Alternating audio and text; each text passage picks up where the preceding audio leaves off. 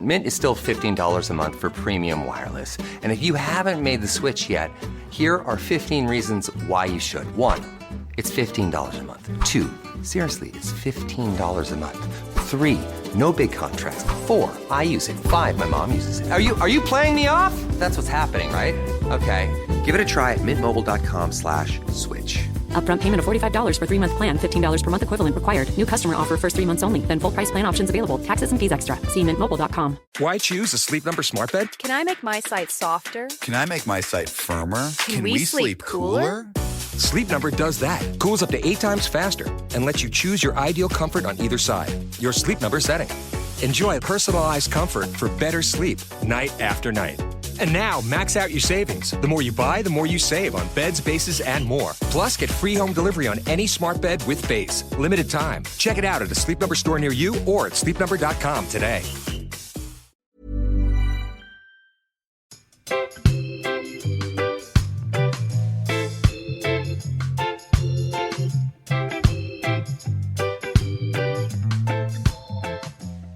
Well, it seems we're both partial to a bit of fibbing, Hamish, some harmless, undramatic fabrications.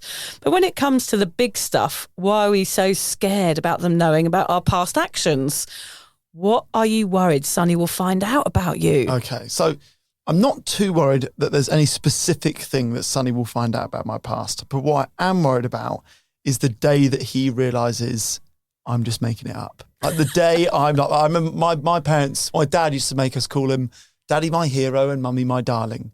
And like the day that Daddy my hero dies is a day that I'm afraid of. Because for me, that day still hasn't come for my dad. Like my dad is still this like inhumane, perfect guy. To give you an example, we went out, I remember I was really young. This was such an important day. Really young, and Mum was away. So Dad was like, Dad can't cook. He was like, hey, Ferg, we're going out to fish and chips. Went to fish and chips, and when they brought the bill, they hadn't charged us for half the stuff that we'd eaten. So it was like half the price of what it should be. Any other human that I know, including myself, 100 times out of 100, amazing. We've got away with it, pay and go. Yeah. Dad like called the waiter over, said, look, you have missed this, this and this. Please take it back and add it onto the bill. Nice. And then paid. I was like, I'll never do that. I will never be as good as that man is. Yeah, that's pure honesty. Yeah. But Sonny will figure me out quick and he'll go, okay, you're just bullshitting. That's the day that I fear. I don't think you're bullshitting though. Like, I think you are your dad. I think you're that person. That's kind of you to say, but I do feel it's always a day for a child when you realise your parents are human. I think parenting feels a lot like winging it, doesn't it? Yes. Like, if we're honest, like parenting, you are winging it on a day-to-day basis. But your kids don't know that. Your kids don't know that, but you feel like you're just trying to do your best and you're scrabbling to do the right thing. And sometimes that doesn't always work out, but I guess your kids don't know that. Yeah. Yeah. So that day, the day that the illusion breaks. I don't think it will break. I think he'll always think of you as the hero. I blooming hope so. I'll keep telling him I'm a legend until he figures it out. I'll keep telling him. Just whisper it in his ear. No, I'm going to tell him the opposite. I'll go, he's just pretending. He's a piece of shit. That's funny. What about you? I am worried about my kids finding out all the crazy shit I got up to, especially things like promiscuity and stuff like that. Yes. It's almost like a red, a kind of carte blanche to say, here you go, this is what I did, you can do it too. That's the worry. That is the worry. I do get scared about that. And I think they might think I'm a bad person and then I'm kind of influence on them. I do worry about all these things. There's a lot that I did that I'm not proud of. Again, I was under the influence, so I don't blame myself and I don't have any regrets. But at the same time, they're not things I want my kids doing. Yeah. So I want them to learn from my mistakes, but I'm not sure, as we've talked about, I'm not sure how I'm going to get that across to them. I don't know if that is how teenagers deal with information. I think if when we were 15, if we found out our parents were party animals, we would probably have wanted to be party animals, or like thought maybe in some way that would do them proud. Yeah. Whereas now, if you found out, maybe you'd learn from a mistake. It's so true. I remember as a kid, there was always that one party house. I think we've mentioned it on the podcast before. There were some parents who would let you smoke spliffs in their living room. Yeah. And actually, the house that was as a kid, their son recently died of a heroin overdose. Wow. I totally agree with you there. If you are from that house where your parents are saying, yeah, it's all right if you smoke and drink and la, la, la, I don't know if the results of that are good. And that's almost like giving over everything you've done and saying it's okay. Whereas you've got to have some discipline with kids and you've got to show them the right path, I think. And that's, so therefore you do want them to know the truth, but it's just how do you sprinkle it on them without them being affected or doing the same thing? It's really hard. I hope that my kids don't get bullied at school because their mum has 9 fingers. That would be. I don't think kids are bullying about that. I worry that that's what I mean by that. I just mean that I hope if they do listen to this, or I worry that they might be embarrassed by me. Yeah, that is a big concern of mine. Like my email being drunk mummy, sober mummy. I do feel a little bit like, is that okay? And are my kids going to be ashamed of me? I think that either way, our kids are going to be embarrassed by us. Okay, good. Whatever we do, you like dancing. Yeah. Any parent that dances is going to be embarrassing to their kids. True. I don't think what you do for a job will be the reason they're embarrassed. Particularly given like what you do for a job is like a feel-good story. Like it's a success story. Yeah, I'm trying to make up for it a bit. Plus, most people's parents have dull jobs. Yeah. My mum was a podcaster and an author. Yeah. Sweet. Okay, Interesting to meet. Okay, that's true. That's true. I'll go with that, Hamish. I like that. Yeah. I like podcasts and authors. That makes me sound quite intellectual. And TED Talk, we said recently. TED Talk, yeah. One day. Yeah. You never know. I do want them to sort of see that I didn't like myself at parts, throughout my life. There were times, and I think that could have a good influence on them if I talk about it in the right way. But I do worry that they will see that drinking was how I had fun in those days, and I worry about them copying it. I think that is a conversation that you hold back until they experience it. Yeah. I don't know how you would start a conversation about times in my life when I was unhappy with myself. But if they went through that patch, at least you could say, yes, I know what this is like. Yeah.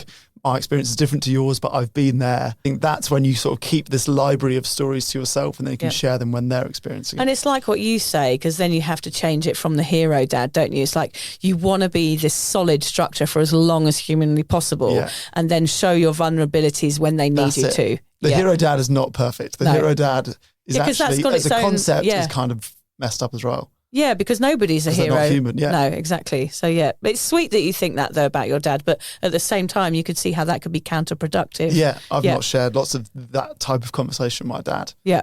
Because he's, the hero. Yeah, because he is the hero, exactly. Interesting. I do worry that they find me boring and that they might go to other people's houses as they grow older where people are having parties and having fun. I think maybe they'll come home and go, oh, Mum, why don't you stay up late and do crazy things and things? I do wonder that, but as a child, I know that I didn't really like my parents doing that because I used to come downstairs on a weekday and be like, Mum, can you turn the music down? Because they'd be out having a party with their mates. And, I didn't like that as a child. So I hope they'll like more stability in their youth as well. Yeah, and I just worry about that comparison to other parents. There's many things I'm worried about, Hamish, from that question. There's lots of things that pop up. Like I do worry that my past is going to have a negative influence on my kids. Yeah. But as we discovered, if we don't tell them, it might make them think that keeping secrets is okay. And then in turn, that will cause our kids to hide their drinking and us parents then have a bigger problem on our hands. We feel like we have no idea what's going on with our kids and they're not communicating to us about problems and choices. That is it snowballing. Yes. Isn't it? That's sort of the worst scenario. That's the spider web of lies, getting all caught up in it by then, isn't it? So I know what you're going to say, Haim. What is option 2? Okay, so I'm going to give you option 2A and option 2B. Okay, great. So 2A is you tell them everything. 2B is that you sprinkle them with the highlights, the stuff you think might help them, but you don't go into the time you puked on someone's legs at a ski resort in Austria. What I mean is you leave out the more cringy bits that they don't need to know. Okay, and I did puke on someone's legs at a ski resort in Austria. I blamed the altitude. Yeah, that's what I would have done. Not the glue vine. Yeah. Yeah, I'm definitely going with 2B. Honesty with a bit of bullshit included. That's it. Yeah. So why is being mostly honest about your past better for your kids? So we sort of touched on it just then, but this idea that you'll be more relatable. Yeah, okay. You have lived a life. You've had some experiences. They can then feel more comfortable sharing those experiences with you and you can connect at the good times and the bad. And also your kids will know it's okay to make mistakes. Yes. Your kids will also, we hope, trust you. I think trust is built on sharing vulnerabilities and sharing experiences, and hopefully you'll get a deeper level of trust through sharing these nasties The Nazis, yeah. Your past has shaped you into the parent you are. Well, that is so true. You know, I wouldn't be doing anything I'm doing right now if I hadn't been a big party girl or a binge drinker or any of these things. So you've got to be proud of your past in some respects. Even if you did do stupid things, it definitely makes you, especially if you're sober, it turns you into a solid, sober parent, which is a good thing. Absolutely. There's no reason to be ashamed of the situations that taught you something. That's similar to that mistakes idea. Yeah. It's not really a mistake if you learn something from it and change your life. Totally. Your kids will understand you and your decisions better. You're a human and your kid will be able to see you as such. That is both my fear and probably a goal. Yeah, so true. I mean, your kids being able to understand you a little better from the stories that you tell is a way of getting a closer relationship with them, isn't it? Yeah. Your kid will feel more comfortable sharing with you because of that, which is really important. And that's what it is. It's, again, we're coming back to those lines of communication, aren't we? If you're keeping the conversation open, no matter what it is about, then therefore you are having a better relationship with your child.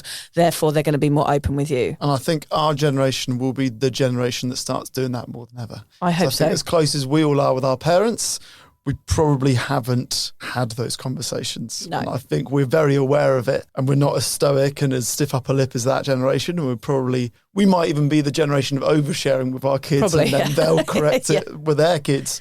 But yeah, I can see that happening for us. I think there's nothing wrong with that. Like being overly emotional, like nowadays, like people understanding that sharing is going to, better out than in is a way that we're all going to communicate better with our children. I think it's great. Yeah. It's never going to be, there is something to be said for over talking and sitting your kids down and having family meetings and all of those things that they tell you to do in therapy. I think they're good. Yeah. I do. The final one is that it's always better that your kid hear the truth from you. Damn it. It's all my hopes and... I know. Why can't somebody else say it? Hopes and dreams. I was just going for the full lie. The full lie is an appealing option. Yeah. Mostly, not lying is simply a healthy act of self-love. Is that what you do, healthy acts of self-love, when you're That's in the booth for too long? Yeah. That's why your cushion's a bit sticky. Lying won't make you feel good. And if you don't feel good about something, your kids will feel that. We all know lying about stuff doesn't sit well, so stop it. Yes, stop it. Yes. I'm saying that to myself. Lose a lot of sleep over little lies that you've told. Yeah. So how do we honestly talk with our kids about booze? I understand now I can't tell them not to do it. It's kind of too fibby and hypocritical. And they have to find their own path somehow.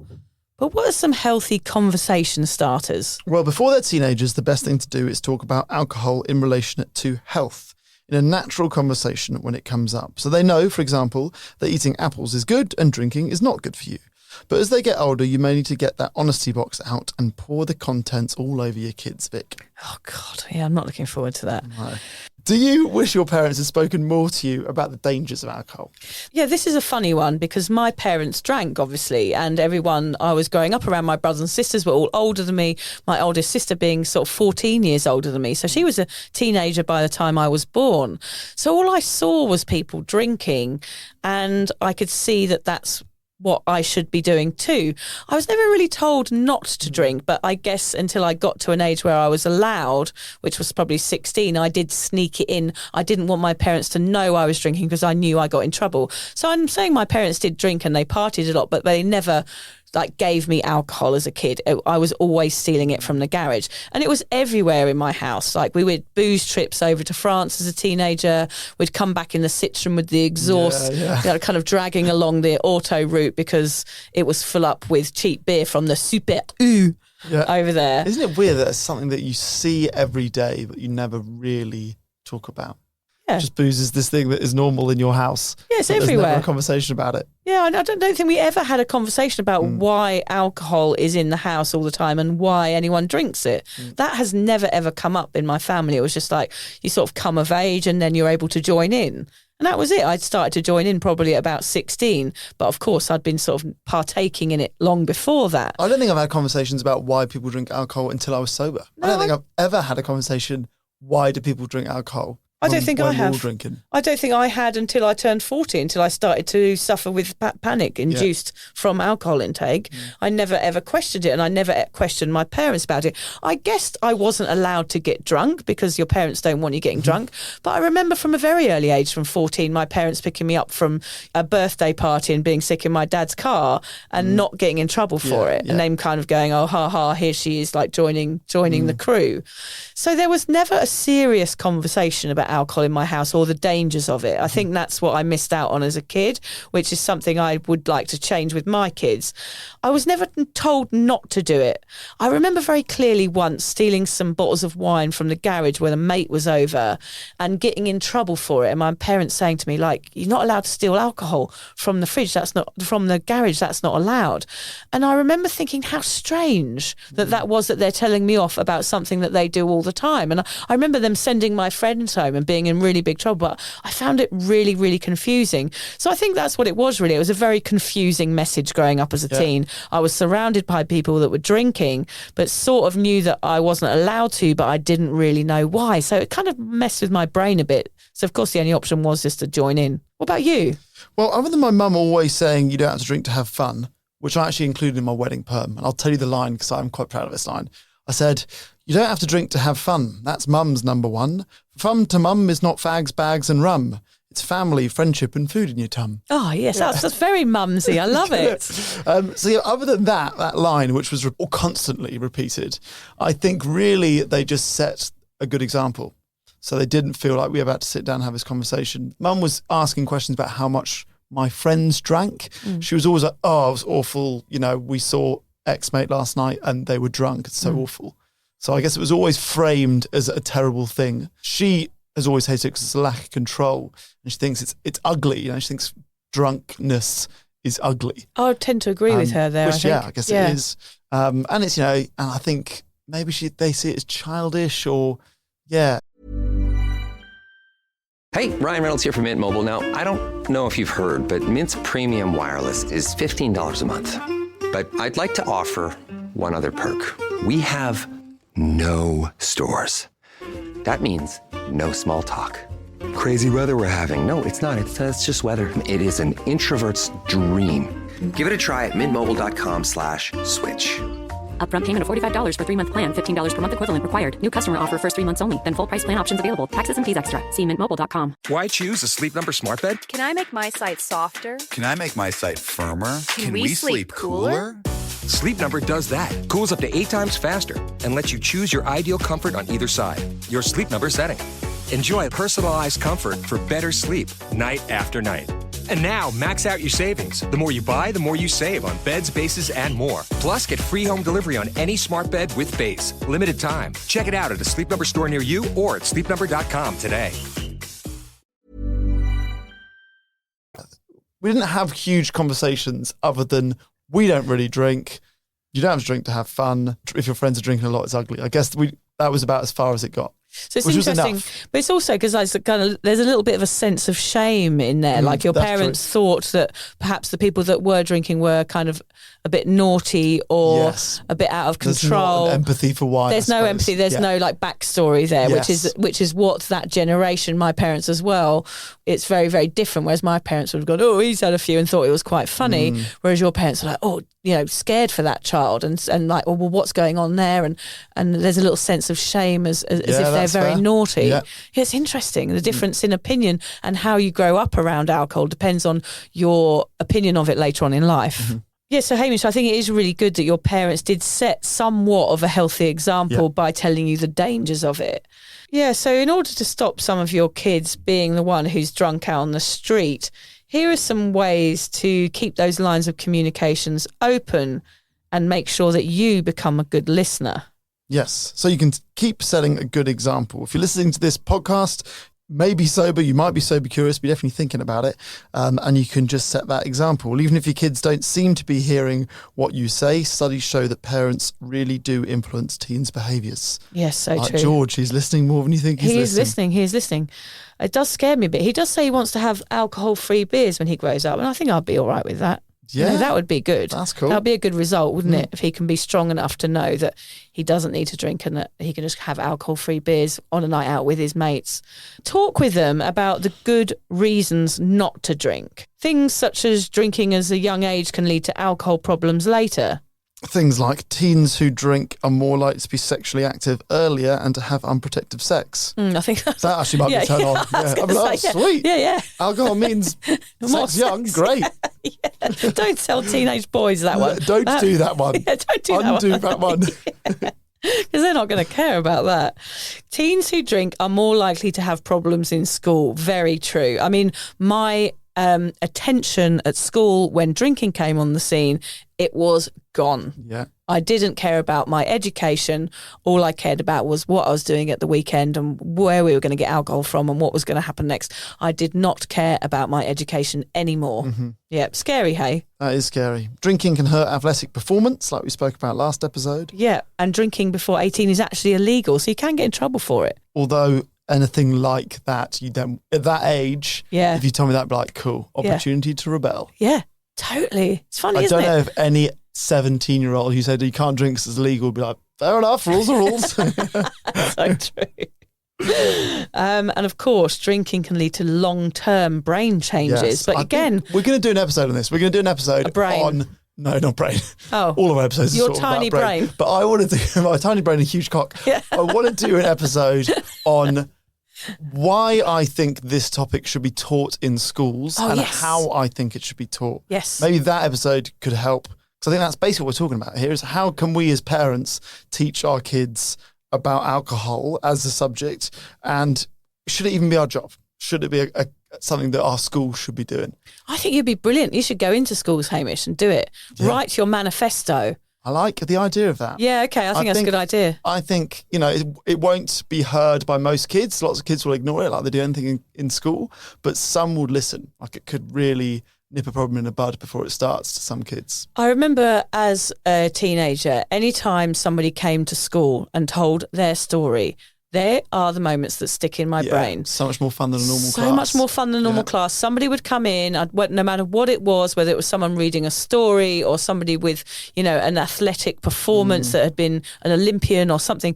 If it was somebody's personal story, I used to tune in. It was the only time my ears pricked up was if it was a truth from an adult. Yeah, particularly if they're an ex-student as well. That always worked for me. Like, I was here 10 years ago and this is what I've done since. Yeah. I think those things really do work. I think they have impact. Lecturing about the facts on alcohol and using scare tactics can make teens shut down, but do be clear with your teen and say that you don't want them to drink. If you have alcohol problems in your family, make sure your teen knows this, as it could make them more likely to develop an alcohol problem. It's funny as we're reading these and trying to understand them. These are things that I wouldn't have listened to as a teenager, which is where the problem lies, isn't it? It's like I think that's why we're trying to say start early on and start talking about alcohol and don't lie. Start before they become teenagers so that they trust your information and so that what you say isn't just going to make them do the opposite. Yeah. And what I'm also thinking actually is, although we've structured this episode as like a conversation a parent needs to have with their teenager, you'll know as a parent that teenagers probably don't want to hear a lesson from you. So it could be that you can use these to talk to a different teenager, talk to your godchild, or talk to a teenager that you know that might be going through a problem with drinking, because it might be they don't want to hear it from a parent. Yeah. Even speak to their teacher at school about these things. Like speak to somebody who your teen would listen to, even their elder brother. Yeah. Who, if they're a good influence, tell this information. If you don't think your kid's going to listen to you, maybe they'll listen to their grandparent telling them this information. Because if you've got a breakdown of communication and then you go in with this information, it's just going to probably scare them even more and make them rebel even more. Yeah. So sure. Some parents will be laughing listening to this going, you don't know my teenager. Any conversation with them is impossible, let alone one like this. And of course, Hamish and I don't have teenagers yet, so we're just kind of giving this a go and saying these are some things you can try. But of course, we leave it to you to make the best decision for your child. Plant the seeds when they still care what you say. That's what we're saying. Yes, get them early. Exactly. So teens like me wanted to be and have friends. So help yours work through different situations so that they're ready. This is where that planning comes into play. Yes, you can plan. You can tell them things to say at a party when someone offers them a drink. What if someone they're supposed to drive with is drinking? Brainstorm together and let your teen know they can always call or text you and you will pick them up with no lecturing or punishment. Yeah, I used to dread calling my dad and say, like, oh, Dad, we've had too much to drink, you come pick us up. But they always were there. 4:00 in the morning, we used to go to this nightclub in France. My dad would be sat outside that nightclub ready to pick us up every other night on holiday. Yeah. When I was 14 to 18, my dad did that.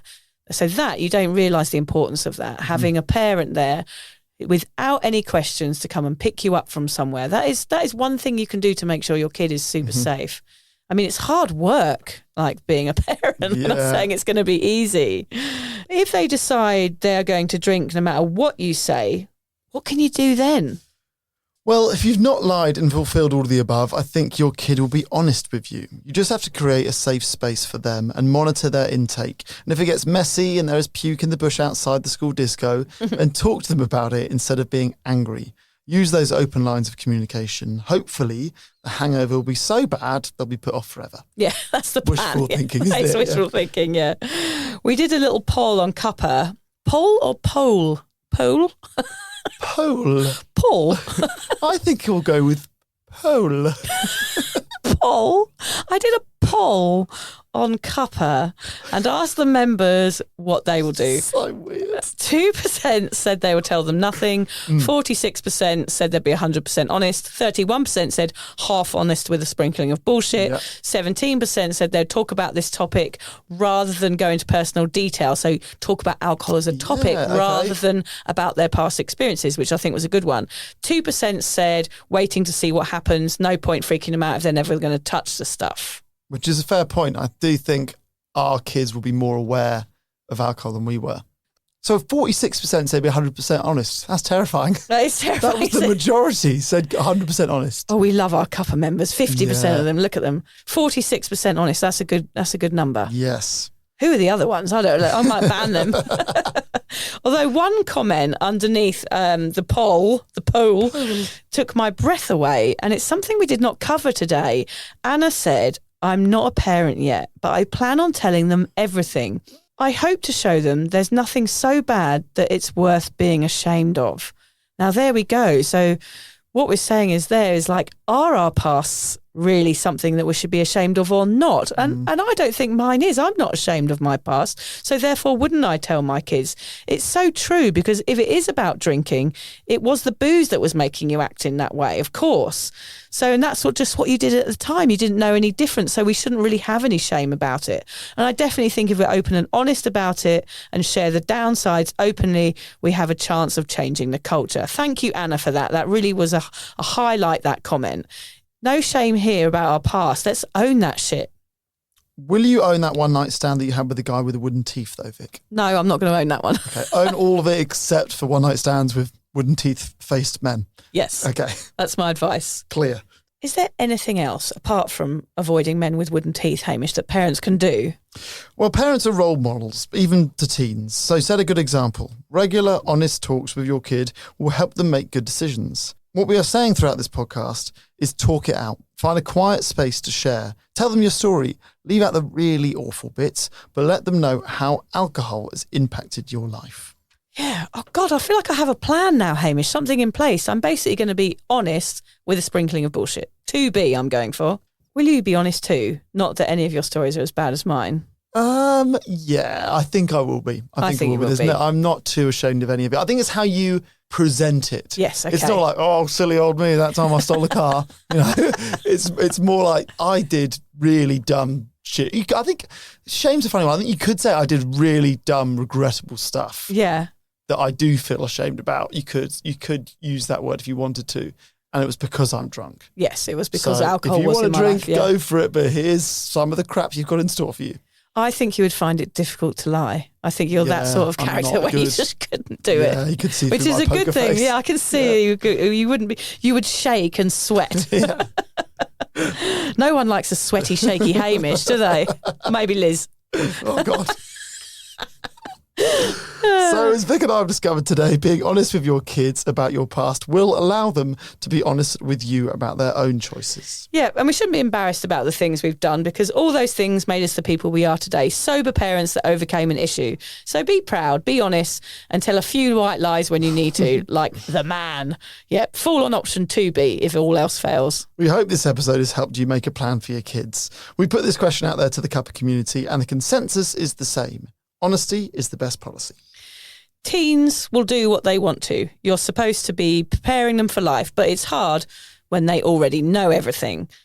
You may not be able to control them all the time, but you can leave those lines of communication open so when they need you, you are present, available, and because you never lied, they trust you. Hopefully, with all the changes that are happening on the alcohol-free scene, Vic, our kids won't have to worry too much. By then, with all our hard work, our kids will know about the dangers of drinking booze and that being sober is cooler than doing the Rubik's Cube in under 6 seconds and finishing a game of Monopoly. I don't think I can do the Rubik's Cube in under 6 seconds. Or finish a game of Monopoly, no, ever. I hate Monopoly. Yeah. It's the worst. It needs a time limit. Well, no, actually, my son and my husband were playing it this week and they've got a new version of it where they just whack all the money in the middle and then they kind of play for the money in the middle. But it's a bit like gambling. It's probably not good either. It's also it's such a painful death, Monopoly. Like it's you know so you're long. losing for hours before you're actually out. There's no coming back from it. No, and with the Rubik's Cube, I just used to take all the stickers off and move them around. I think most people did that. Yeah, after I'd stolen the car. Probably stole the Rubik's Cube. Yeah, I did. It's a 4-year-old looking for its Rubik's Cube in Brighton. Oh dear, oh dear. I've got the old quote actually. Go on. My father didn't tell me how to live. He lived and let me watch him do it. Isn't that lovely? That's great. Clarence Buddington Kellard. Thank you, Clarence. What do we know about Clarence? Nothing. I don't know anything about Clarence. All I know is that he had a father and his name is Clarence. Great. End. Goodbye.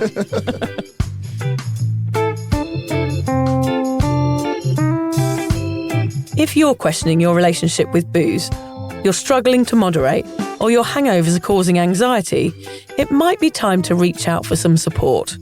Yeah, just talk to a mate about how you're feeling, contact a local doctor, find an AA or sobriety group. Vic's got one. Yeah, just head to www.cuppa.community. Remember, if you're questioning yourself, it might be time to seek support. Even though this journey can be awkward, it is definitely worth it. And if you've enjoyed the Sober Awkward podcast, don't forget to review it, rate it, and share it with your mates. Do they have to share it with their mates? Yeah, of course they do. I'm not doing this for nothing, Hamish. Bloody hell. How do they share it? I don't know, just write it on the document.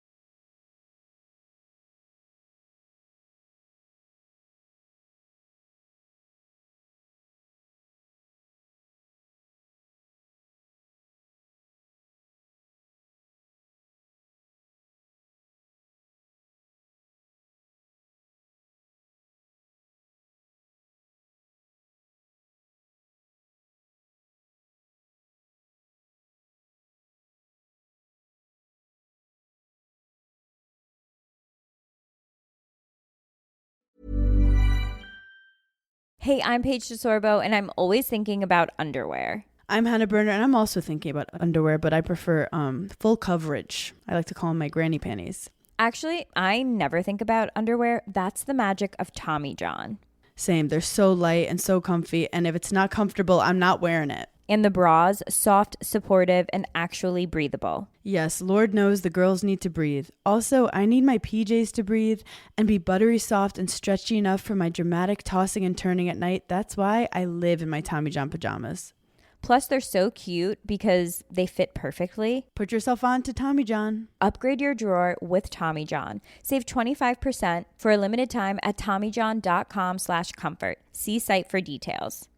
This holiday season, connection with the kids we love is the best gift of all. Right now, kids on average are spending between 5 to 9 hours a day on screens, and studies link heavy use to rising anxiety and depression, with social media being at the center of it all. That's why Gab makes kid-safe phones and watches. No internet, no social media, just the right features for their age. With Gab's Tech in Steps approach, kids get the right tech at the right time. So if a phone is on your child's wish list, make it a Gab, the gift of safe connection. For an exclusive holiday offer, visit gab.com/getgab and use code GETGAB. That's GABB.com/getgab.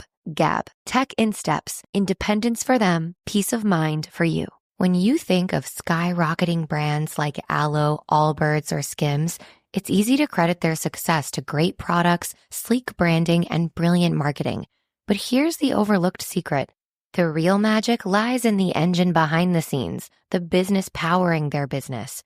For millions of brands, that engine is Shopify, making selling seamless for them and shopping effortless for us. Upgrade your business and get the same checkout Aloe Yoga uses. Sign up for your $1 per month trial period at shopify.com/retail, all lowercase. Go to shopify.com/retail to upgrade your selling today. Shopify.com/retail.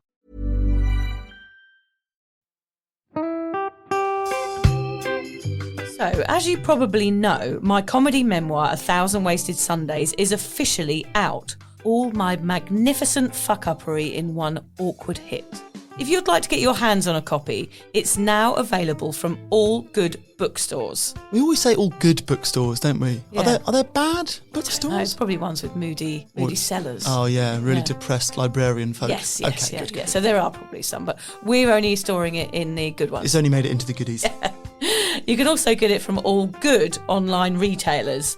The print version and ebook are out now, and the audiobook will be available in March. I've been writing my memoir for 5 years. It will make you laugh, cry and cringe, and hopefully inspire a few people to reconsider their relationship with booze. If you love the podcast, then I think you'll love the book, even if I do say so myself. Hamish has read it. What did you think? I feel like I know a little bit too much about you now, to be honest, Vic. Look, I really loved it. It was hilarious and surprisingly moving, but I feel like I've seen you naked in a literary sense. Yeah. Does that make sense? Yeah, that's worrying. Yeah. From an emotional point of view, seriously, it wobbled my teeny weeny wooden heart, Vic. Okay. My teeny little wooden heart. Well, his wooden heart is broken. Anyway, so if you do manage to get your filthy mitts on a copy, please do me a favour and head to goodreads.com and give me a review. Doing that will help me get it out there to those that need a bit of sober support. So there you have it. My story, unwanted warts and all.